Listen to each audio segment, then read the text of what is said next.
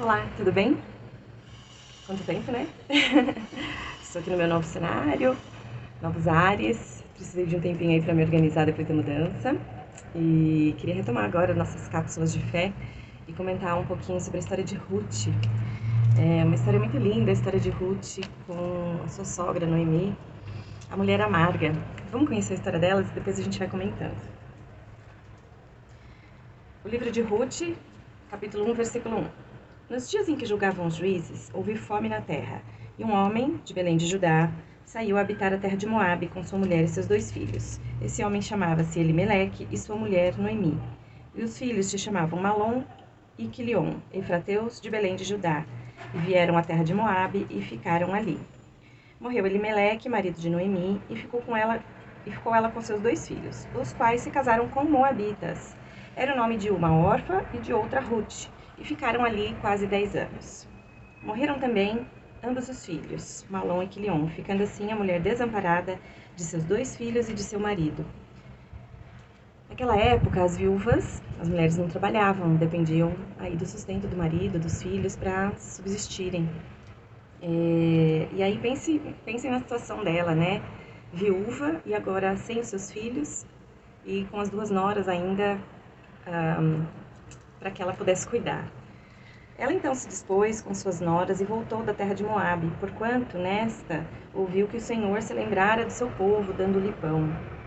Ide, voltai cada uma à casa de sua mãe, e o Senhor use convosco de benevolência, como vós usastes com os que morreram e comigo. O desespero de Noemi era tanto que ela não estava nem se preocupando em ficar sozinha nessa caminhada de retorno.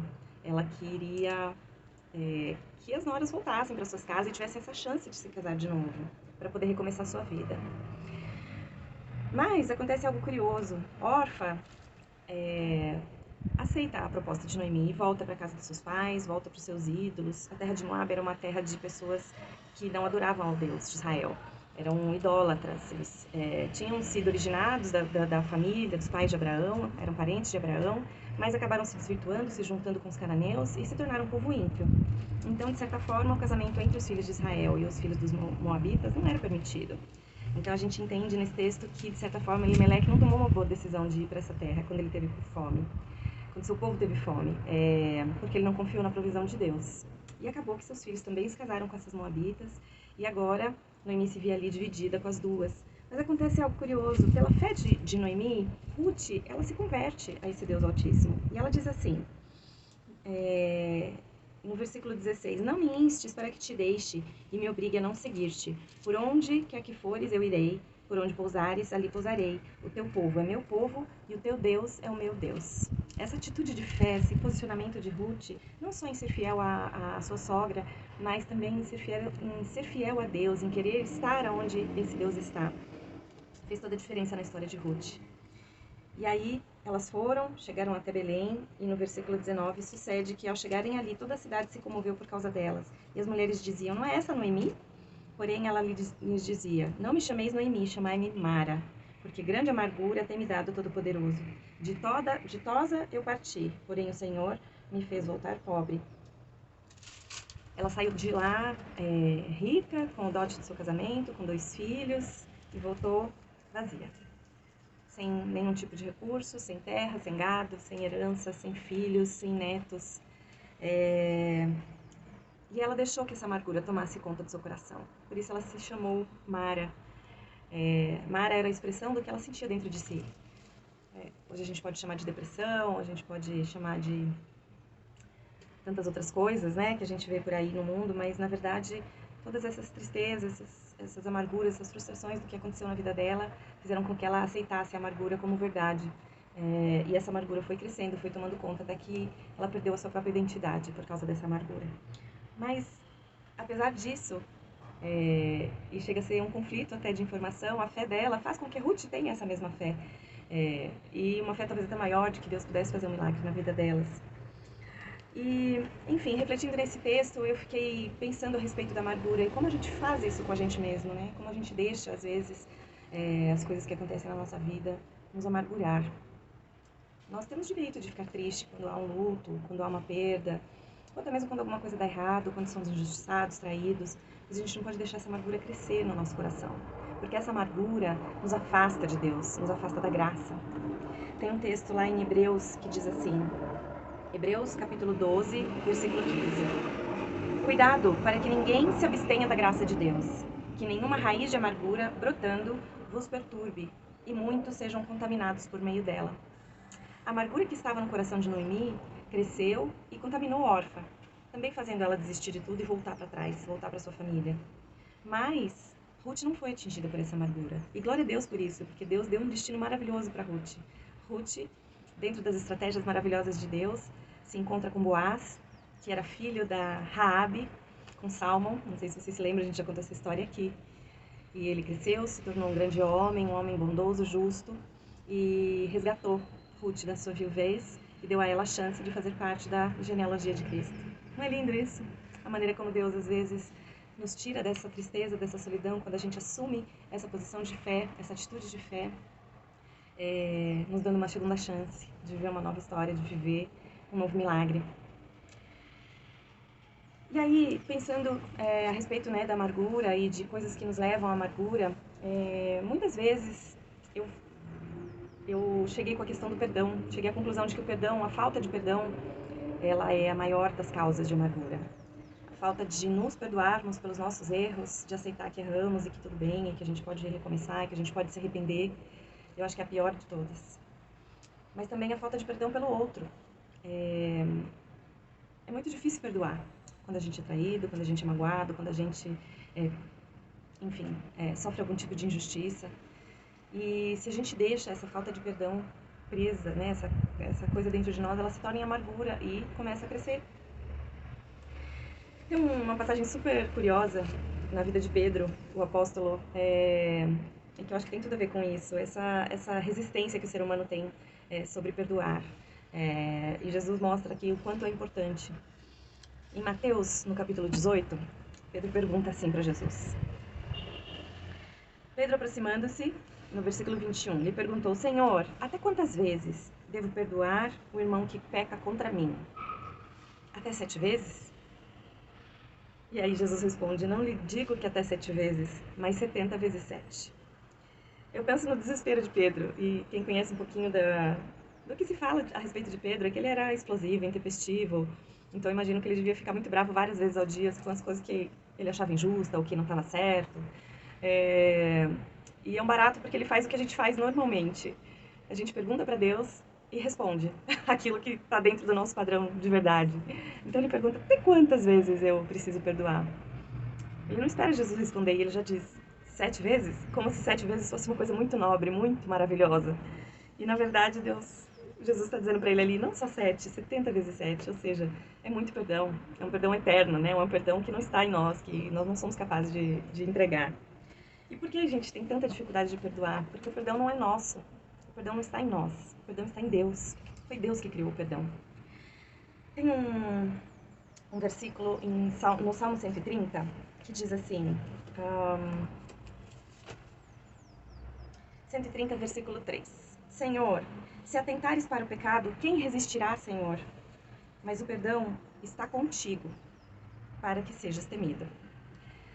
O perdão está contigo. O perdão está em Deus, o perdão é divino. E, na verdade, essa conversa com Pedro continua e Jesus vai contando a história, uma parábola a respeito de um servo que devia muito e foi castigado pelo seu senhor, foi preso, toda a sua família, todos os seus bens confiscados, e ele implora para o senhor pedindo perdão, misericórdia da sua dívida, e o mestre, o senhor, o perdoa e o libera. E no caminho para casa ele encontra um conservo, ou seja, um trabalhador seu, que também está com uma dívida muito menor do que a dele, mas ele, irado, começa a maltratar e prender e joga esse conservo na prisão. E as testemunhas veem isso e delatam ele para o Senhor, e aí o Senhor se ira com ele, e no final o texto é muito pesado, mas faz a gente pensar, porque a relação é realmente que esse Senhor é Deus, e nós somos o servo, que recebeu o perdão de Deus, mas que não perdoou o próximo. Lá no versículo 32, depois de ter sido delatado, o Senhor diz assim, então este o chamou à sua presença e disse, servo mau, perdoei-te toda aquela dívida por que me suplicaste. Tu também não deverias ter compaixão do teu servo, assim como eu tive de ti? E irado, entregou aos carrascos, até que ele pagasse tudo o que lhe devia. Assim fará o meu Pai Celestial, diz Jesus, se cada um de vós não perdoar de coração ao seu irmão. O que Jesus está querendo dizer aqui? Que quando a gente não perdoa o nosso próximo, nós somos entregues aos carrascos, aos atormentadores, ou seja, estamos destituídos de paz. E como no texto de Hebreus, destituídos de graça, estamos longe da graça de Deus. E existe uma outra infinidade de versículos no Novo Testamento falando a respeito da nossa obrigação de perdoar. Em Efésios 4:32, Colossenses 3:13, Mateus 6:14 e Marcos 11:25 dizem a mesma coisa: perdoem uns aos outros assim como Deus vos perdoou. Perdoem-se mutuamente como o Senhor os tem perdoado. E por aí vai. Então, ao longo de todo o Testamento, Novo Testamento, Jesus está ali reiterando a importância de perdoarmos uns aos outros, para o benefício não só do outro, mas principalmente para o nosso benefício, para que nós possamos receber esse perdão também. E junto com esse perdão, nós recebemos a paz, que excede todo entendimento, nós ficamos livres dessa amargura que habita dentro de nós e, enfim, conseguimos desfrutar da graça, dessa graça de Deus. E por fim, existe um outro versículo que eu queria comentar em Lamentações 3, já falamos dele aqui também, porque é um versículo maravilhoso.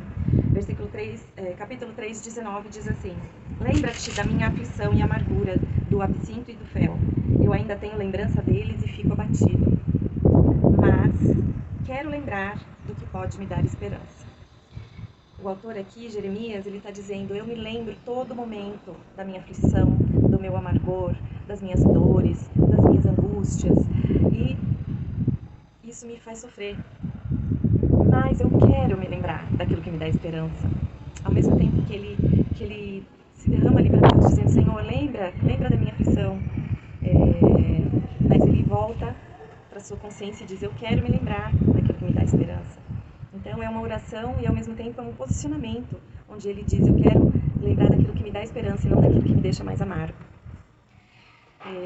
E com isso, o que eu queria refletir hoje, que a gente possa entender que as tristezas, as injustiças, os problemas, as lutas fazem parte da vida. Deus não vai nos privar delas, mas o que vai fazer toda a diferença é não alimentar a amargura, é conseguir livrar-se dela através do perdão. E o perdão vem de Deus, assim como a gente viu aqui no Salmo 130, o perdão está em Deus.